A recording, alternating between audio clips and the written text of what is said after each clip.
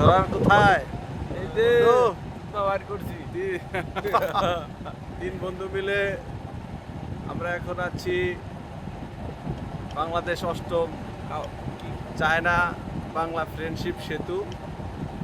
অত্যন্ত লম্বা এবং খুব চমৎকার, সত্যি মনোমুগ্ধকর, ভালো লাগছে। আমাদের এই ভ্রমণে আমরা খুবই আনন্দিত এবং বিশেষ করে সেতুটা অত্যন্ত চমৎকার লেগেছে। আমরা যদি দেখাই যে এটার পাশগুলো খুব চমৎকার। দেখা যাবে। এই হচ্ছে গেট, গেট তো দারুণ। বন্ধ করো না।